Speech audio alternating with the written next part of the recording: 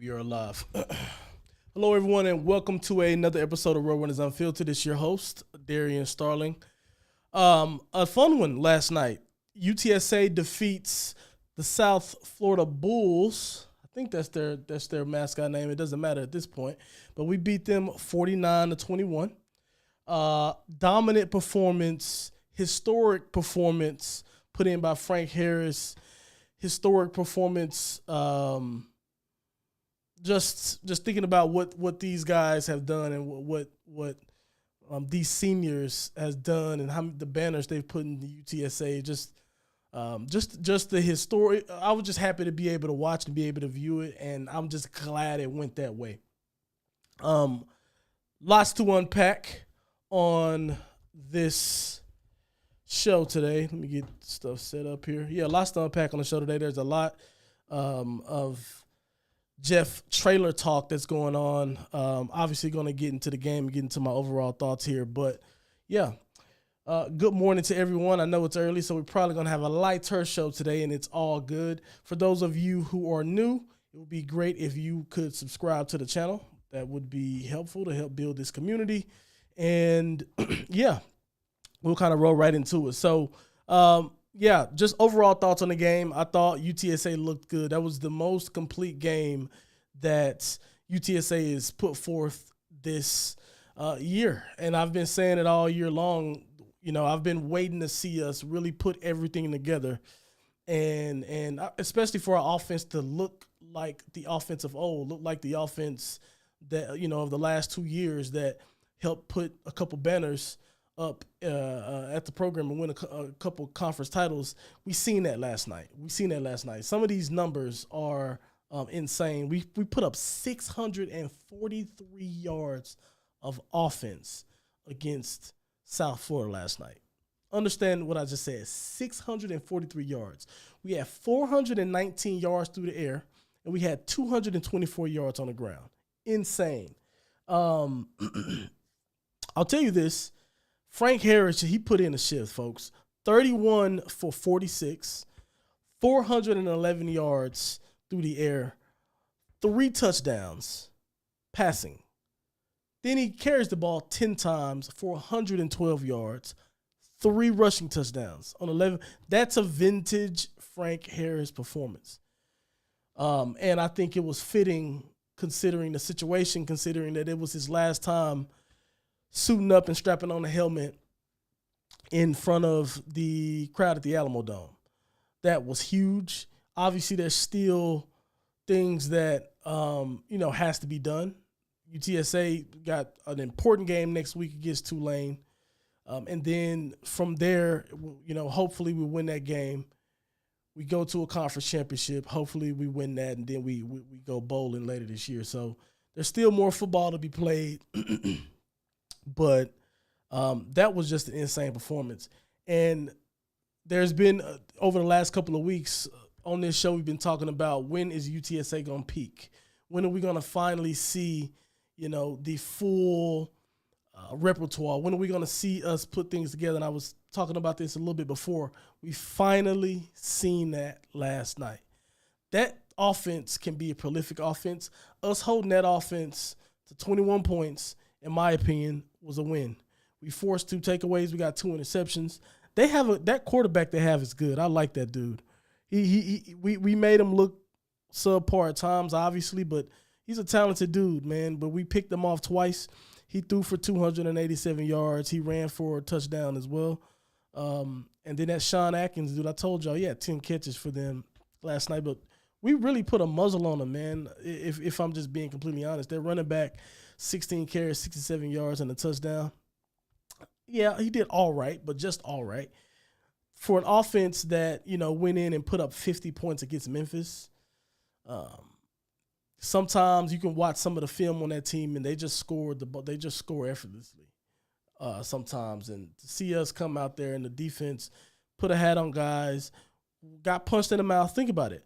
What was I saying about our defense earlier in the year? I was saying we on defense anyway have shown the ability to go in at halftime, make adjustments to what the offense is giving us, and then come out in the second half and performed better than they did in the first half. We gave up 14 points in the first half. We gave up 7 points in the second half. That's what I mean, though. Like, us being able, because that was the difference in the game. They couldn't stop us at all, right, throughout the entire game. Which is great, right? But if they had some success offensively early in the game, and then we just muted it in the second half. We just muted the whole thing. So just incredible performance, man. Incredible performance. That second quarter was just insane. 21 points in the second quarter. And yeah, we just looked real good. And here's what I like about all of this, right? The game before the most important game of the season. The most important game of the season is next week. Or I think we play on Friday next week as well. Next Friday against Tulane. And we finally peak right before then. Perfect timing. Perfect timing. It's a little late, but perfect timing. Perfect timing. I say that because to me, this game is as much of a confidence builder than anything, right? Like, the guys know that you only have a couple more opportunities, and that's your stamp on this season. The season is over with. Just a couple more opportunities. And to go out there and put forth that type of performance in front of the folks who was there on a Friday night game like that was huge. And I think when we talk about momentum, that's what we like to see. And that's 7 in a row, isn't it? We're 8-3. That's 7 in a row. We're a long ways away from what the season started out as. We started out as 1-3. Worried. I remember the tone on this show was a lot different at that particular point in time, and it feels good to be in the situation that we're in right now. And I think that means everything for the city of San Antonio. I think it means everything for the fan base, and I also think it's great considering what's going on right now around UTSA, around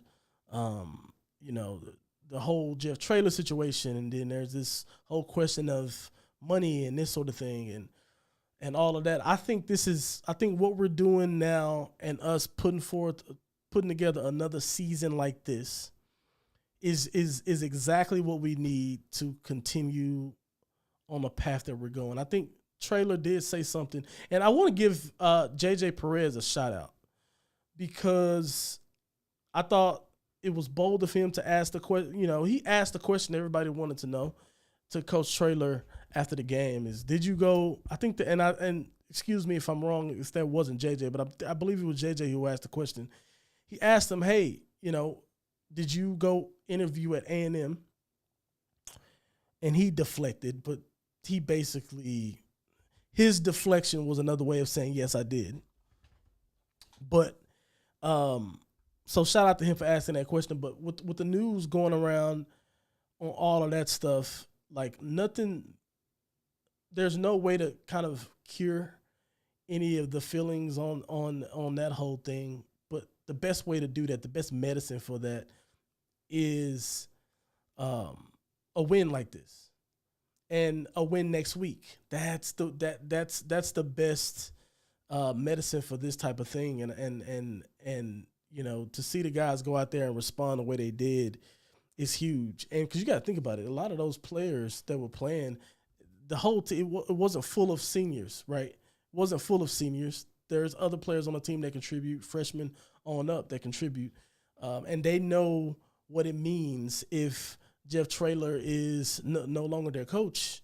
But I don't know what he said to those guys, but he motivated the hell out of those guys, and they came out and put in the shift for him. That's all you can ask. That's all you can ask. Got a few comments here. Ania says, yo, what's going on, brother? Anthony Ramirez says, great day to be a road runner. It absolutely is. Jeffrey, I'm just going to say Jeffrey. Can't pronounce the last name. He says, yeah, buddy. I don't know if that's a play off the Ronnie Coleman. Yeah, buddy. But that'd be cool. Jeffrey says, love these reaction videos. Nothing else like them right now.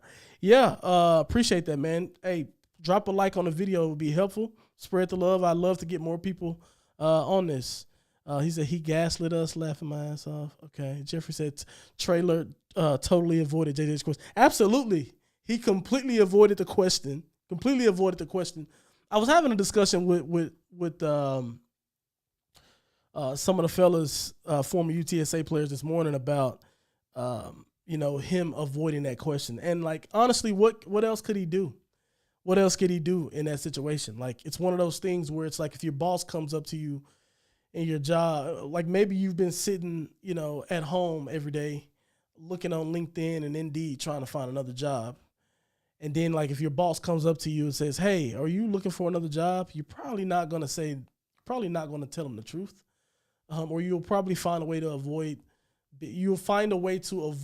being truthful in that situation, just because, it can be weird. It can just make, whenever somebody is on a team of some sort and you see someone with a foot out the door, it makes it harder for folks to buy in that you're committed to the program and to buy in and that you're committed to the team.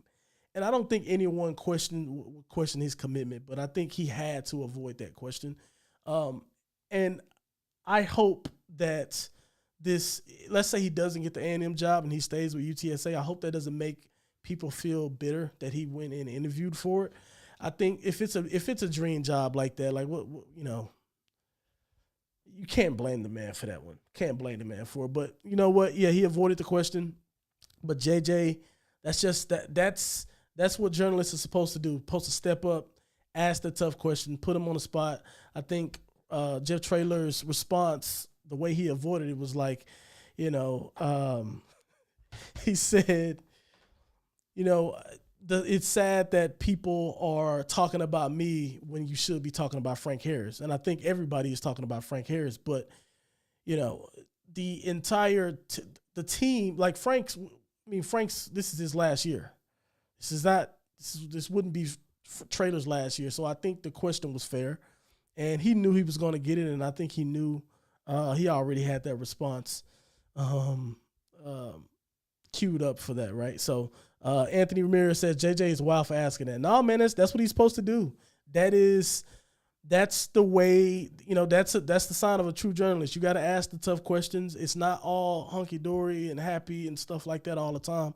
You have to ask those tough questions. And JJ is the best in the game. He's been the best in the game for UTSA for years. So yeah, shout out to him for that. Let's see. Marcus says, what are your thoughts about the dwindling receiver core? How will that impact next week? Yeah, bro, it is concerning. It is absolutely concerning.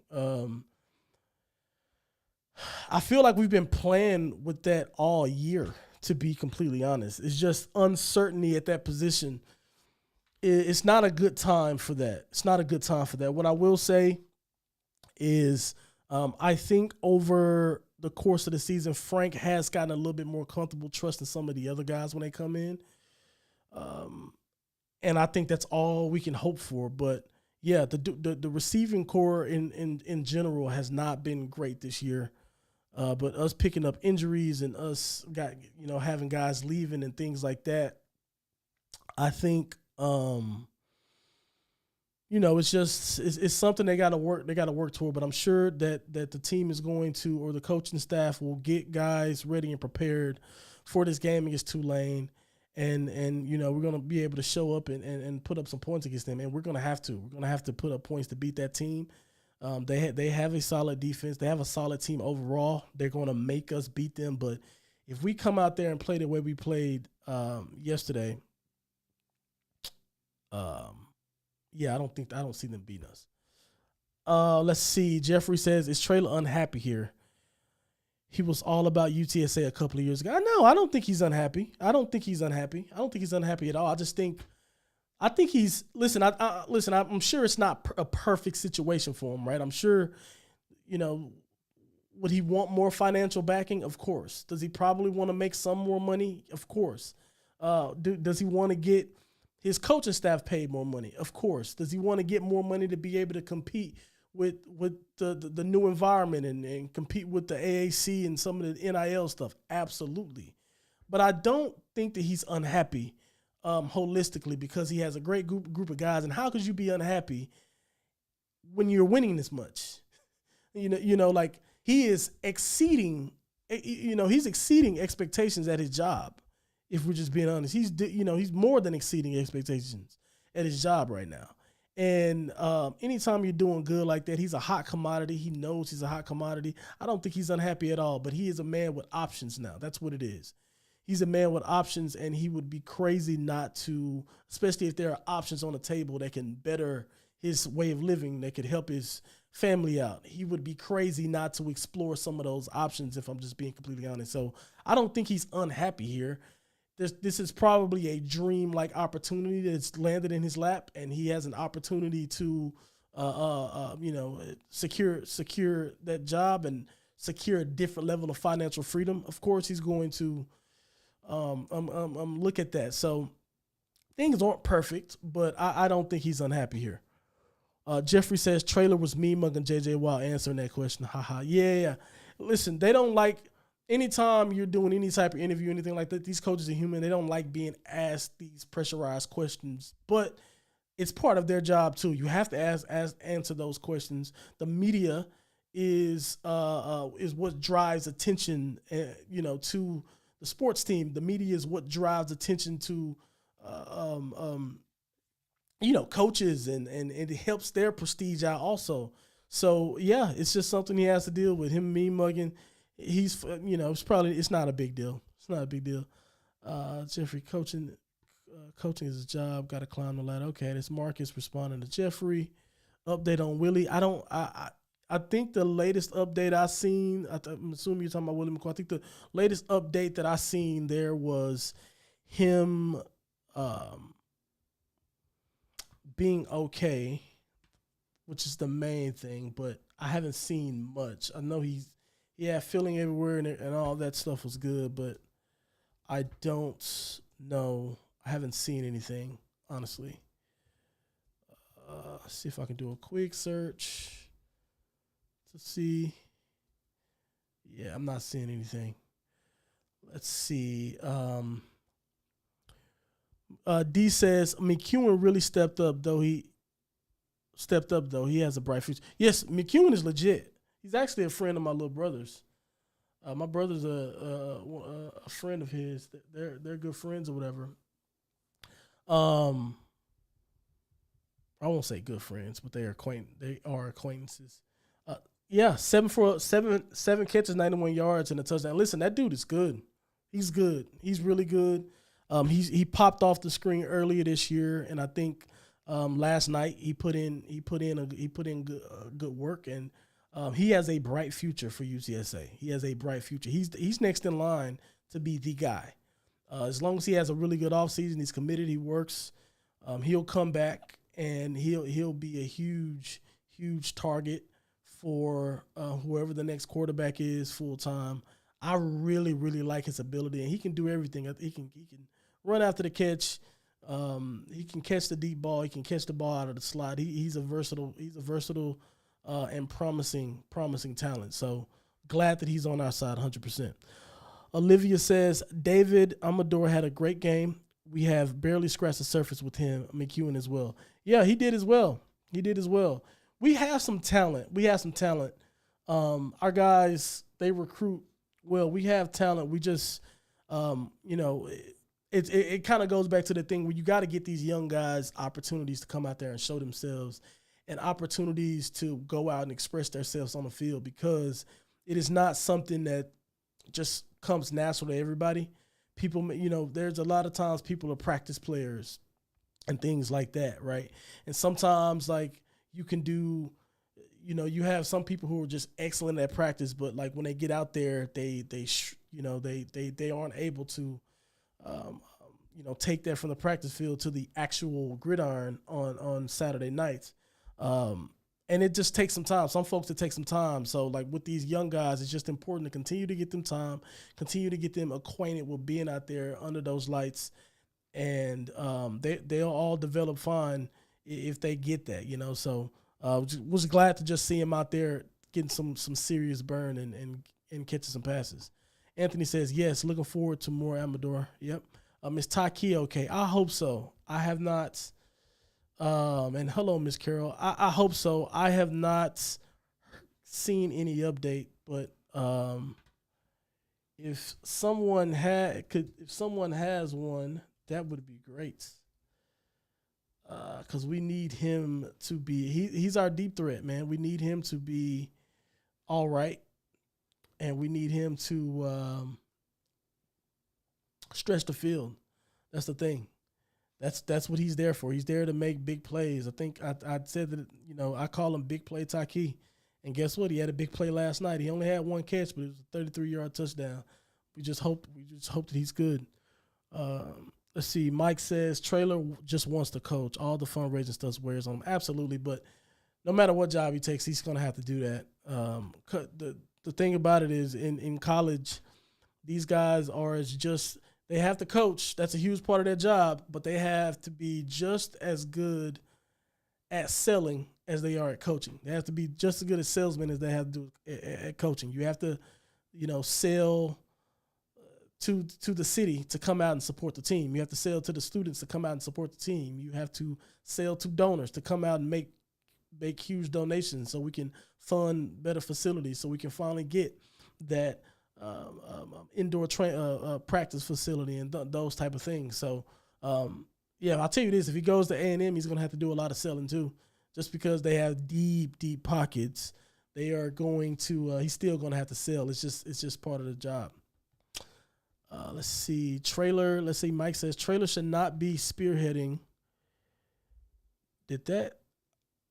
I think Mike just retracted that comment right as I was reading it. It says message retracted. I wonder what you meant by what was Traylor spearheading. We'll see. Was Barnes hurt? Didn't see him much last night. I'm not sure what's going on with him. I'm assuming he is. But the way the depth charts are coming in, let's see.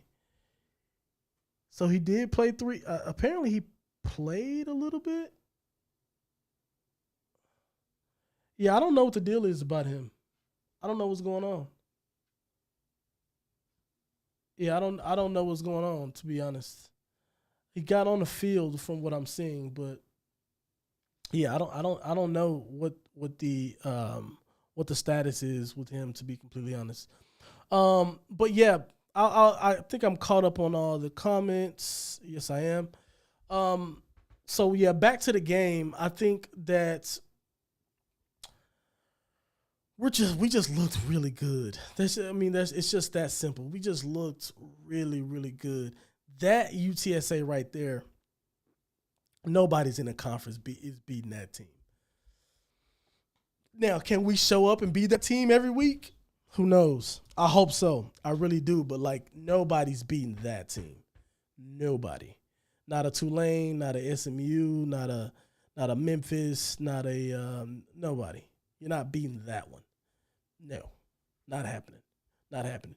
If Frank Harris is on one like that, good luck to the rest of the conference. And, hell, good luck to anybody we play in a bowl game also. Because I think I am almost certain that it is on Frank's list to get a bowl game victory, get the first bowl game victory in our program's history. So, yeah, I know that is something that's coming. Okay, I think we got Mike's comment back up. He says spearheading fundraising. It just seems like he's always asking for money versus having the AD leading that. You know what's funny about that? I don't want to go too deep into this, but I'd be curious to hear what you guys think in the comments about this. I think you bring up a good point that he's the one spearheading everything. Why is that? right? Why is that? I don't know. I feel like they do just trot him out and say, go get us money. And I just don't see enough of the others. I'll just say I don't see enough of the others putting forth some. Listen. I tell you this: you always see the others in the picture whenever there is a big donation that is given. You always see the others. They're holding the check, but like I don't know, based on some of the efforts that I see around and some of the folks that I talk to, yeah, Traylor's doing more than enough work, probably too much work in that aspect than he should be. Anthony says, I know Frank is more machine than man because of all the surgeries, but do you think he deserves a shot at the pros? Yeah. Listen, and I've talked about this before. I hope he gets an opportunity to play on the next level. I do think he has some things that are not working in his favor, but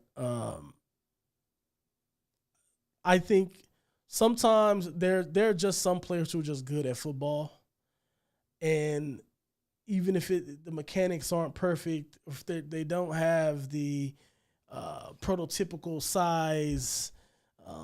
They don't check all the boxes at the combine. They can't throw every single little pass here or there. I, you know, I, I would like to see somebody give him an opportunity, not one of these semi-pro things. I'd like to see somebody bring him in and give him a shot, and just see what happens. But I'd like to see it happens. But also, does he want to go? That's a serious question. Not everybody who plays, really, really desires and wants to, make it to the next level. Sometimes, the next level, that whole game is crazy. And I've talked about this before. Folks, understand what it means. I think, and I say, I take it back to this, and I probably get asked about this once every podcast season or whatever, but I didn't do my pro day. And the reason I didn't do it is because, you look at the chances and you play the odds, and I'm like, well, I'm not going to the next. I'm not just going to spend the money, the resources, waste the time to get in the corporate world and the field of business if my chances aren't super high. And I wasn't the only one who made that decision. Other guys make that decision all the time. I think I'm sure he's gotten some NIL money, and he hasn't had to pay bills and stuff like that because the school is taking care of all of that stuff. Who's to say that he's like, you know what, like, I've saved up a lot of money. I want to, do something else. I think that would be great. Like the dream, it is so hard and so taxing on the body. It is so stressful. And there's just not a lot. Sometimes you can get too consumed with the NFL, a place that has a very, very short lifespan anyway. 4 years, I think, is the average. Maybe even less than that of guys. Maybe it's like 2 years now of guys who make it to the NFL and actually stay.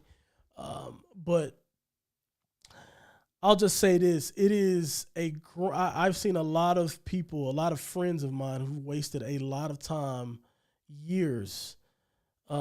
Trying to go to the league, going to multiple combines, multiple pro days, doing everything they possibly can to make it, and then they end up with nothing. They end up 2 years behind, a year or so behind folks who came out of college and who went straight into the job force. It is that stuff is a gamble. That stuff is a gamble, and some people don't recover from, hey, I'm going to try to go to the league, and I got invited to a camp, and I'm trying to stay in it. And you look up, and 2 years you've lost 2 years, right? And then let's say it doesn't work out, and you come back, and this is what happens to the vast majority of the people who go, who try this, even some guys who get drafted. You do all that, you spend all that time, and then, like, in 2 years, yeah, you might have a little bit of money, but it's not money that you can a comfortably set up life with, right? You still end up having to work on a business or something like that. And it is devastating. It is devastating to some folks. It's devastating to their livelihood and that sort of thing. So, listen, if he wants to go to the pros, I think I think that's great. Good for him. I think the term deserves a chance is weird because the opportunity and like the way NFL teams and the whole system runs, it's all subjective. You just gotta like hope somebody likes what you're doing. There's no real criteria toward somebody getting there or not. But listen. I hope he makes it. But if he doesn't and wants to do something else, that's totally fine, and he should be supported there too. Let's see. We will beat Tulane. We're playing great ball right now. That's from Mike. Yeah, I hope so. I sure hope we beat Tulane. I think we can. I think we can. I think Tulane. I've said this before. We've been noting all of their games. They're playing FAU today. They're playing FAU. I encourage everybody to watch it. They play FAU here in about 25 minutes. So yeah, they're number 17 ranked. They squeak out a lot of games, man. They squeak out a lot of games. There's a lot of, they're just in close games all the time. That's the thing that does scare me. They can win close games. They find a way to position themselves. 2-point victory over Tulsa, 3-point victory over East Carolina, 2-point victory over Rice, 7-point victory over North Texas. That's their last 1, 2, 3, 4 games. All within a touchdown. 3 of them within a field goal, right? So, yeah, I think we can come in and do a job against them. Let's see. D says, man, Frank went off. Great to see him being unleashed, running and passing great. Yeah, dude. I mean, how storybook is that? Frank, finally has one of those huge games that we've honestly missed from this year. He's had good games this year, don't get me wrong. I'm sure his season totals look great still. But yeah, man, he had a couple of those type games last year, and the year before that. And, seeing him put forth what he did this particular game was crazy. His stats is not going to be as gaudy as they were, but like seeing him, that was a turn back the clock performance right there. And it's weird. It is. He's been with us for so long, I feel like that's appropriate to say. But yeah, that was a turn back the clock performance from him. Huge. But I think I'm going to end it there. I'm going to wrap it up there. Thank you guys for watching this morning. Thank you guys for joining. If you would be so kind to leave a like on the video, that would be extremely helpful to help build a community. And if you are new here, please subscribe as well. I will see you guys for the preview midweek for this Tulane game. I'm going to do a big preview there, so make sure you all show up and participate. See you guys. Have a great weekend.